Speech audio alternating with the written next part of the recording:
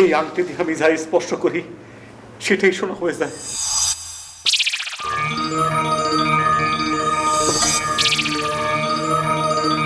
তুমি পাপের পথ থেকে ফিরে আসো। এই পাপের পথ থেকে ফিরে আসা মানে যদি হয় এই ধন সম্পদ সব কিছু ছেড়ে আমাদের অতি সাধারণ জীবনে চলে যেতে হবে, আমার কোনো অসুবিধা নেই। প্লিজ, এখনো সময় আছে, তুমি এই পাপের পথ থেকে ফিরে আসো। হ্যাঁ নেহা, আই এম সরি।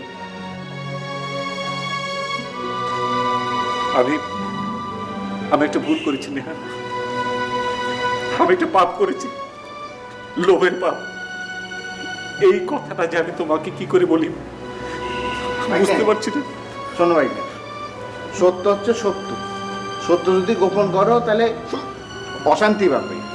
সত্য তোমাকে বলতেই হবে, বুঝছো? আমি যেরকম জানি সেরকম করে তুমি বলে দাও। না মা, মামা, না মামা, তুমি যেটা জানো সেটা ভুল মামা। ওটা আমার বানানো গল্প। আসল গল্পটা মামা অন্য জায়গায় লুকিয়ে আছে। মামা, সিন্ধুক ভরা সোনা আমি পাইনি, তবে তবে সোনা বানানোর পরশ পাথর আমি পেয়েছি মামা। সেদিন ইন্টারভিউ থেকে বানানোর পরে আমার মনটা খুব খারাপ হয়ে গিয়েছিল। এই পৃথিবীতে আর বেঁচে থাকার কোনো ইচ্ছা আমার ছিল না। আমার মনে হলো যে এই পৃথিবীতে বেঁচে থাকার কোনো অধিকার আমার নেই। আমি আত্মহত্যার পথ খুঁজে নিলাম। চলে গেলাম একটা গ্রামের ব্রিজের দিকে। যখন আমি আত্মহত্যা করতে যাব এমন সময়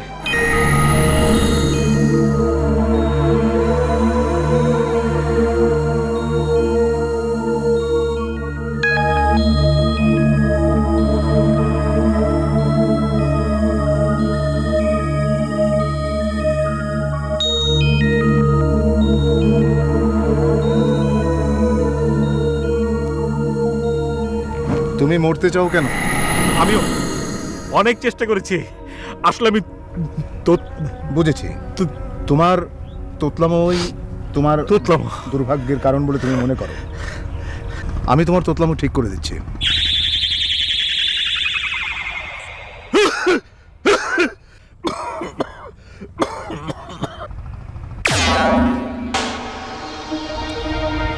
এই আংটিটা রাখো। এই আংটি তোমার ভাগ্য বদলে দেবে, কিন্তু সাবধান, কখনো সীমা লঙ্ঘন করবে না। লোভী হবে না। লোভে পাপ, পাপে মৃত্যু। এই জাদুর আংটি আমি ঠিকই পেলাম, কিন্তু কিন্তু ওই দেবদূতের স্মরণীয় বাণী আমি ভুলে গেলাম।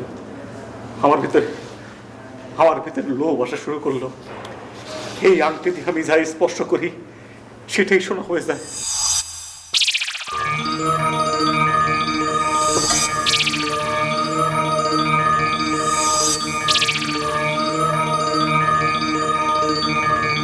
আমার অনেক শক্তি, অনেক টাকা পয়সার সঙ্গে সঙ্গে আমার অনেক লোভ বাড়তে শুরু করলো। এত লোভে মামা আমি আর মানুষ থাকলাম না, অমানুষ হয়ে গেলাম।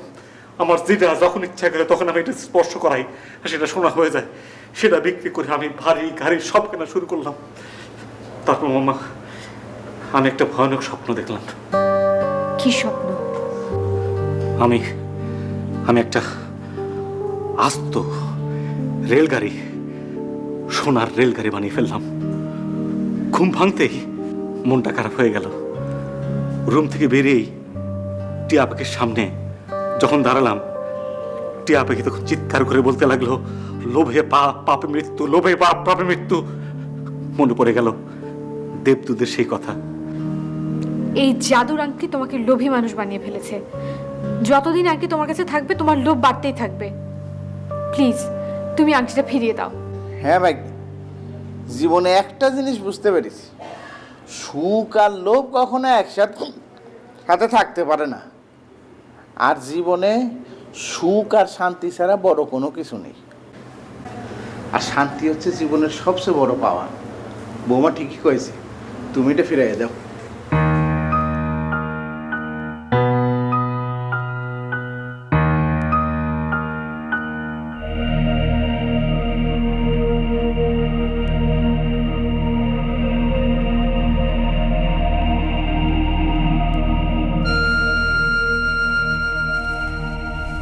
এই যে আংটি, আমাকে যে আংটি দিয়েছিলেন, এই যে এইখানে দাঁড়িয়ে এরকম করে, আপনি কোথায়? প্লিজ একটু আসুন। আপনি আমার তোতলামো ঠিক করে দিয়েছেন, আপনি কোথায়? প্লিজ আসুন, প্লিজ। তুমি আমাকে কেন খুঁজছো? আপনি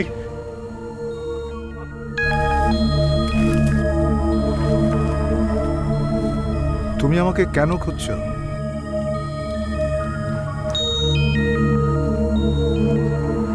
এই এই জাদুর আংটি ফিরিয়ে নিন।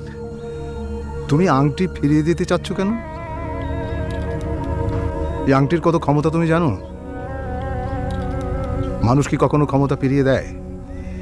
এই গোটা পৃথিবীতে তাকিয়ে দেখো না, এই ক্ষমতার লোভে, ঐশ্বর্যের লোভে মানুষগুলো কেমন অমানুষ হয়ে উঠেছে। আমি আমি অমানুষ হয়ে বাঁচতে চাই না, আমি মানুষ হয়ে বাঁচতে চাই। এই জাদুর আংটি আপনি ফিরিয়ে নিন। এটা এটা থাকলে আমার ভিতরে অনেক লোভ আসবে, অনেক লোভ বেরিয়ে চলবে। এই আংটির গুণে আমি যা যা পেয়েছি তার বিনিময়ে আপনি আমার জীবনের সুখ ফিরিয়ে দিন, আমার মনুষ্যত্ব ফিরিয়ে দিন। আমি আংটি চাই না, চাই না আংটি। তোমাকে কিছুই ফিরিয়ে দিতে হবে না। এই আংটির বদলতে তুমি যা পেয়েছো সব তোমার। তার কারণটা হচ্ছে তোমার ভেতরে মনুষ্যত্ববোধ জেগে উঠেছে। তুমি বুঝতে পেরেছো যে তুমি লোভী হয়ে যাচ্ছিলে, সেই কারণে তুমি আমাকে খুঁজছো এবং এই আংটিটা ফেরত দিতে চাইছো, তাই তো? এই কারণেই তোমাকে কোনো কিছুই ফিরিয়ে দিতে হবে না।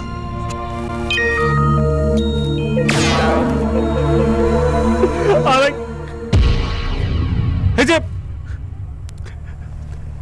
Thank you, thank you, thank you.